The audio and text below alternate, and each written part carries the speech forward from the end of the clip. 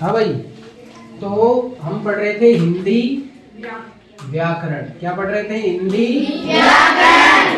हिंदी व्याकरण में अपन ने एक टॉपिक शुरू किया, उसका नाम है वर्ण विचार। क्या किया? वर्ण विचार। और वर्ण विचार में हम पढ़ रहे थे स्वर और व्यंजन।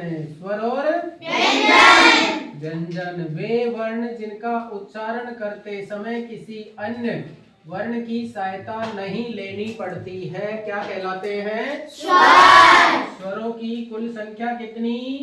11। कितनी? 11। उनमें लघु स्वर कितने?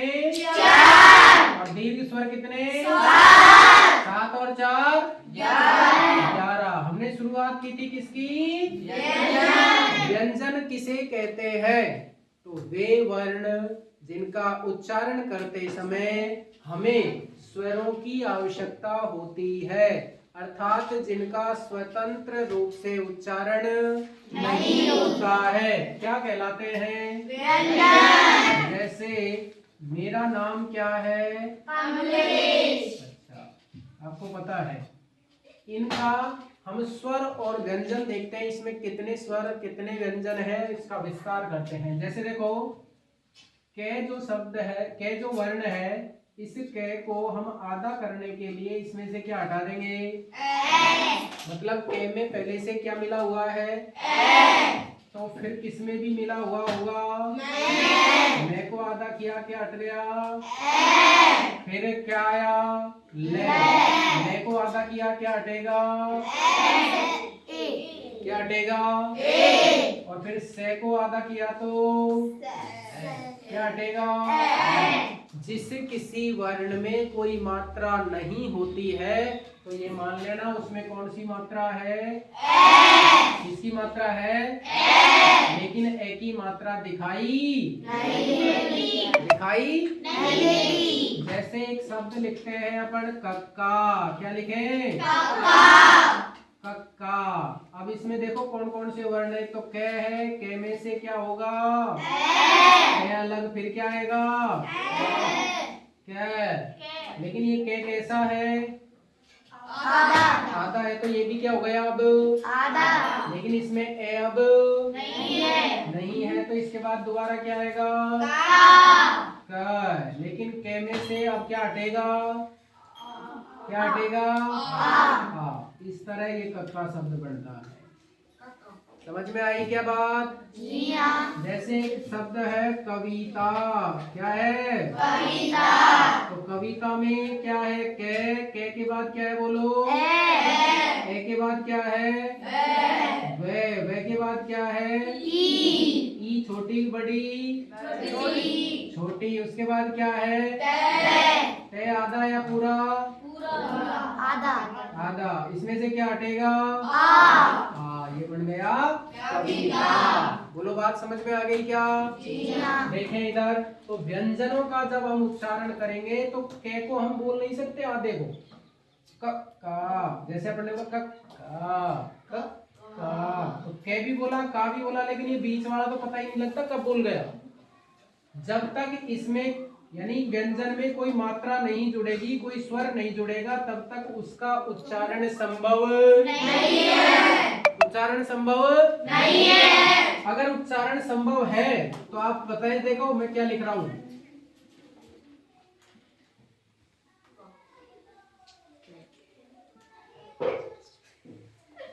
अब इसको बोल के बताओ क्या बोला, क्या लिखा है?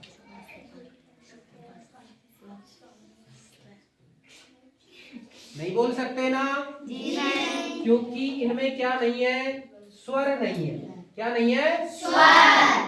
अगर इनमें हम स्वर लगाएंगे तो एक कै पूरा हो जाएगा, फिर ये चे पूरा हो जाएगा, फिर ये वे पूरा हो जाएगा, ये से पूरा हो जाएगा, और फिर पै पूरा हो जाएगा। बोल सकते हैं क्या? बोल सकते हैं ना अब तो? लेकिन जब तक ये आधे थे तब तक नहीं बोल सकते। इसका मतलब स्वर के बिना किसी भी व्यंजन वर्ण का उच्चारण संभव नहीं है। बोलो, बात समझ में आ गई क्या? जी हाँ। ठीक है, इनको मिटा देते। आप देखें, अपन ने व्यंजन स्टार्ट किया। व्यंजन की परिभाषा समझ में आ गई कि वे वर्ण जिनका उच्चारण करते समय हमें स्वरों की सहायता लेनी पड़ती है क्या कहलाते हैं? व्यंजन। लेकिन स्वरों का उच्चारण करने में किसी भी वर्ण की सहायता नहीं लेनी पड़ती है। व्यंजन वर्णों में जैसे अपन ने पढ़ा क्या, बोलते जाए,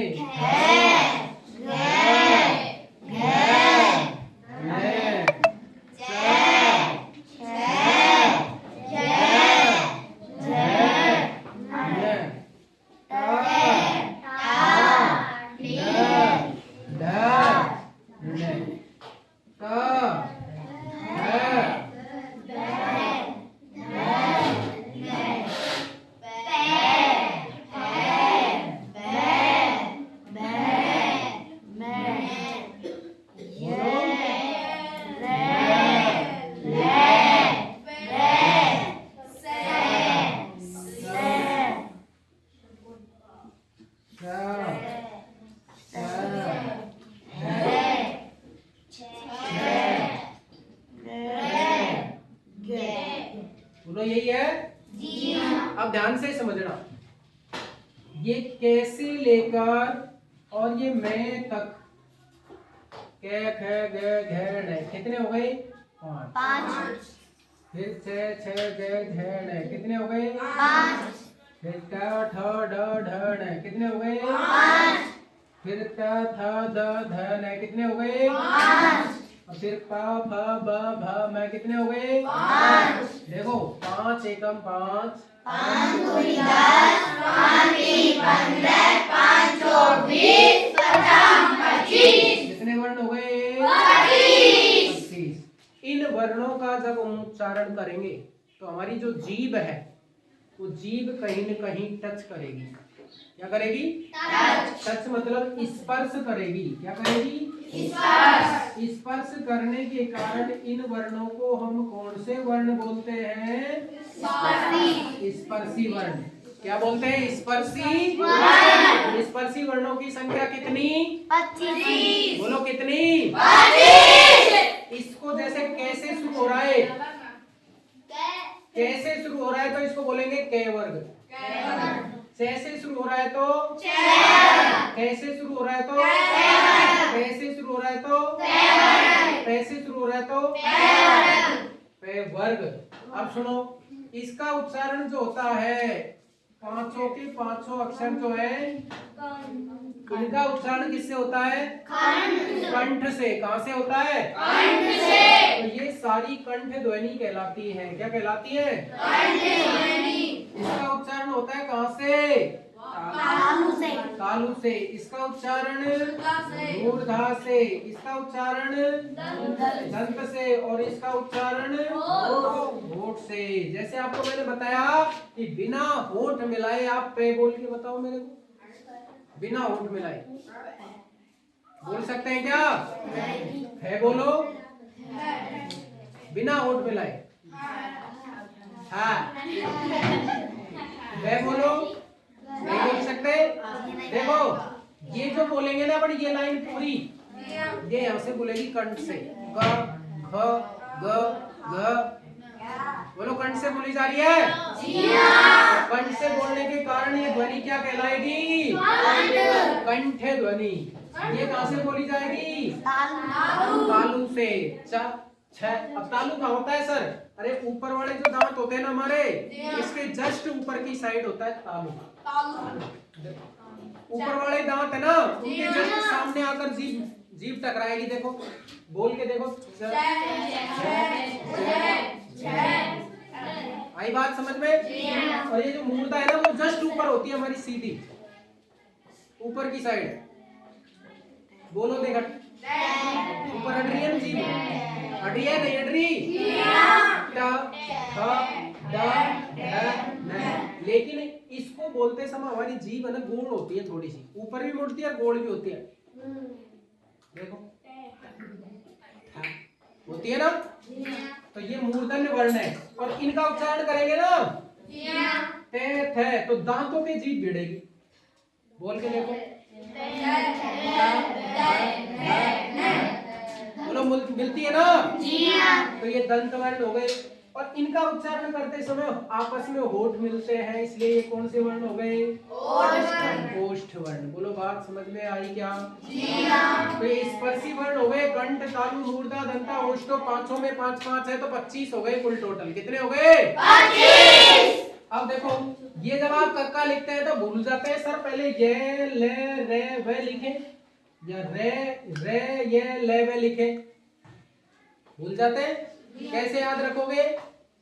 ये रे ले।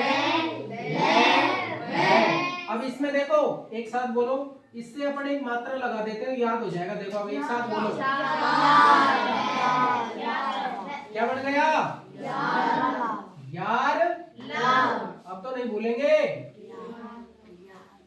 अब नहीं भूलेंगे ना? अब मात्रा हटाई और अपने ही रह गई। देखो यार ले वे, और एक मात्रा लगाई आखी तो क्या बन गया? अब याद रहेगा ना? क्रम याद रह जाएगा। ये जो वर्ण है ना, ये चारों वर्ण इनको बोलते हैं अंदर से निकलते हैं। ये कहीं भी देखो य र ल व कहां से निकलते हैं?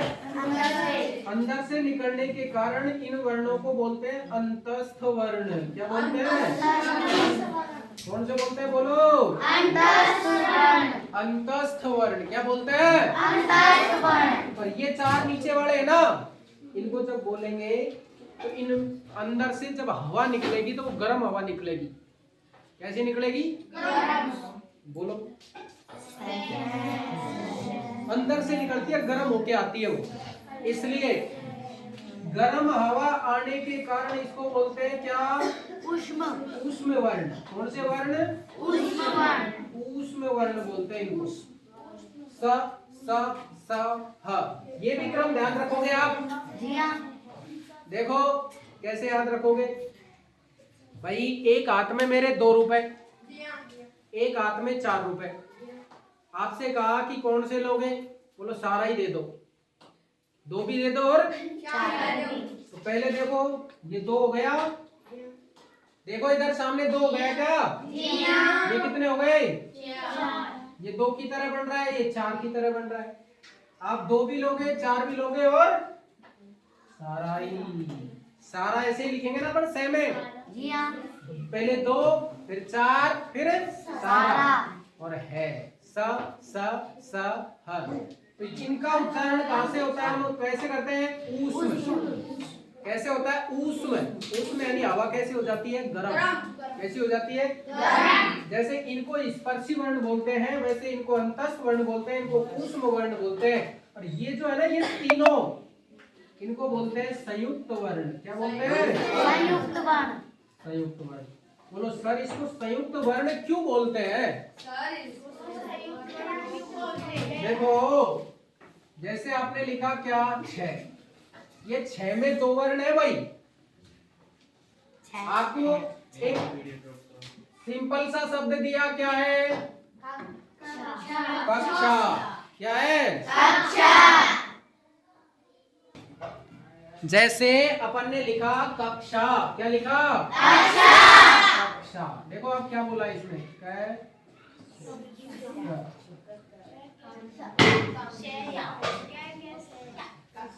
इसको बोलो एक साथ, कक्षा। बोलो जोर से।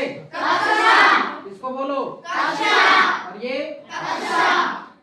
कक्षा, ये भी कक्षा।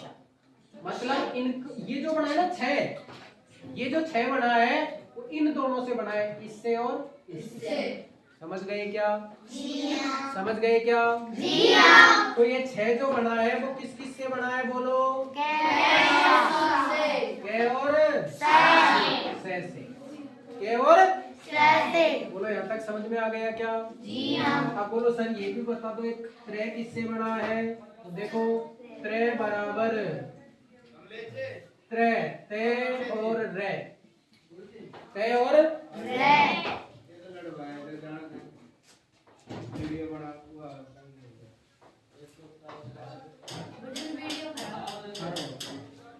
हाँ भाई किससे बना है? त्रे। त्रे किससे बना है? बोलो। रे और रे। त्रे और जैसे। इसी तरह अब क्या बचा? गे गे। ये जो गे गे बना है ना, इससे और इससे बना है, जय और ज्ञ, इसलिए इसका ज्ञा ज्ञ नहीं बोलते, इसको जय बोलते, जय। हाँ, अपन गलत बोलते हैं, ज्ञानी नहीं होता, ज्ञानी होता है। हाँ देखो, अगर इसको आप ज्ञानी बोलोगे, ध्यान दो इधर, इसको अगर ज्ञानी बोलोगे तो ये क्या है, मेरे को ये बताओ फिर। ज्ञानी तो ये ज्ञानी है, ये ज्ञानी है? दोनों ही नीचे को। अरे ये ज्ञानी है, ये ज्ञानी है। ये इससे मिलकर बना है तो जय, और ये से बना है ना, जी हाँ। तो ये जय है न कि गे है। एक ये चीज समझ में आ गई। संयुक्त वर्ण किससे बने हैं? देखो, कै किससे बना? कै और ऐसे। त्रै किससे बना? तय और ऐसे। गे किससे बना? जय और ऐसे। बना लेंगे क्या? एक चीज और सुनो, बोलो सर। सर। हम जैसे कंठ लिखते हैं, जैसे कंठ लिखते हैं। कंठ लिख दिया, जी हाँ। ये कंठ में ये सही है या ये सही है? ये दोनों में से बताओ, पहले वाला सही है या दूसरे वाला सही है? है? पहला गलत है पहला सही है तो दूसरा गलत है? दोनों ही सही। दोनों ही सही है। देखो इसको कैसे सही करते हैं अपन। जैसे ये कहां पर लगाएंगे? ये जो पांचों अक्षर है ना, ये पांचवा अक्षर है, ये पहला दूसरा तीसरा चौथा पांचवा। पहला दूसरा तीसरा चौथा पांचवा। पहला दूसरा तीसरा चौथा पांचवा। पहला दूसरा तीसरा चौथा पांचवा। पहला दूसरा तीसरा चौथा पांचवा।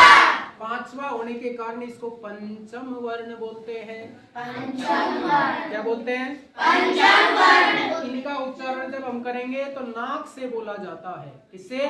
नाक से। इसलिए इन पांचों वर्णों को नासिक के वर्ण बोलते हैं। क्या बोलते हैं? ध्यान दे लो अभी, कहाँ किससे आवाज आती है इनकी? नाक से। तो नाक से बोलने के कारण इनको बोलते हैं नासिक वर्ण। नासिक यानी नासिका। तो ये नासिक वर्ण हो गए कौन से? 5। अब सुनो, कंठ में ये ठे आ रहा है कि नहीं आ रहा है? जी हाँ। आ रहा है ठे? जी हाँ। तो ये ठे आने के कारण इसमें देखो ठे वाली लाइन कहाँ है? ये है क्या ठे? जी हाँ। तो ये ठे ठे डे डे में से कोई भी आएगा तो ये वाला आएगा। देखो क्या आ गया यहाँ, आ गया कि नहीं आ गया? आधा आ गया कि नहीं आ गया? जी हाँ। देखो एक शब्द और बताता हूँ आपको, आपने देखा होगा संजय। संजय। देखा है संजय? जी हाँ। एक और लिखता हूँ मैं, देखो संजय।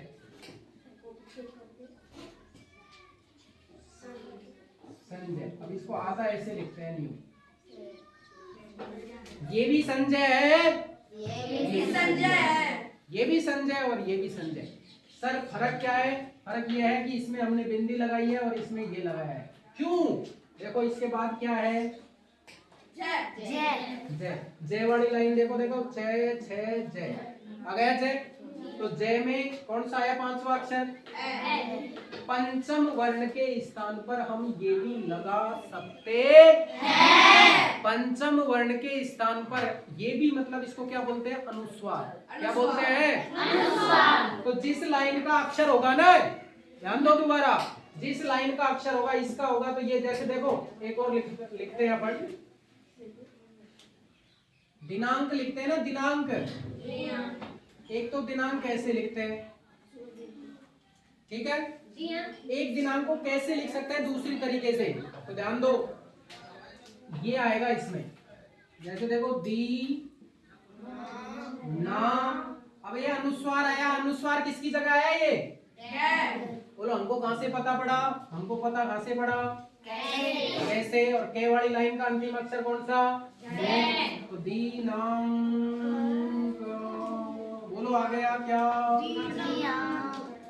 आई क्या बात समझ में? तो जिस लाइन का अक्षर बिंदु के बाद में बोला जाएगा उसी लाइन का पांचवा वर्ण हम लिख देंगे।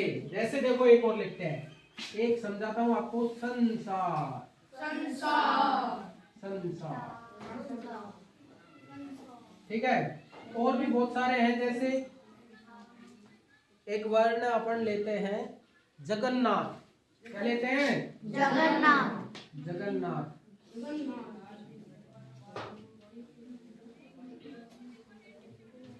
ऐसे भी लिख सकते हैं क्या? जगन्नाथ, जी हाँ। जगन्नाथ। जी हाँ। अब देखो इसमें ये जो न है ना, ये न के बाद ये न आ रहा है, जी हाँ। तो ये न से हमने पता लगाया कि ये कौन से वर्ग का है, इसी वर्ग का, न वर्ग का। तो देखो त थ ध ध न, इसका भी पांचवा वर्ण क्या ही आया? तो न को हमने इसमें किसमें बदल दिया? बिंदी में। किसमें बदल दिया? बिंदी में। एक और बताता हूँ तुमको, संतोष। संतोष। ऐसे भी लिखते हैं ना संतोष, जी हाँ। ऐसे भी लिखते हैं, देखो संतोष। लिखते हैं कि नहीं लिखते? जी हाँ। फिर दोबारा देखो ध्यान से, ये बिंदी लगाई है, जी हाँ। क्यों लगाई? क्योंकि इसके बाद क्या आ रहा है? बोलो, तय। क्या आ रहा है? अब तय वाली लाइन देखो, तय थे दे आया नहीं आया? जी हाँ। इसलिए हमने इस बिंदी के स्थान पर यहाँ पर क्या लगाया? पंचम वर्ण के स्थान पर बिंदी लगा सकते हैं, यानी अनुस्वार लगा सकते हैं, और अनुस्वार के स्थान पर हम इनमें से किसी भी वर्ण का प्रयोग कर सकते हैं। तो बात समझ में आ गई क्या? जी हाँ। उतारो एक बार यहाँ तक।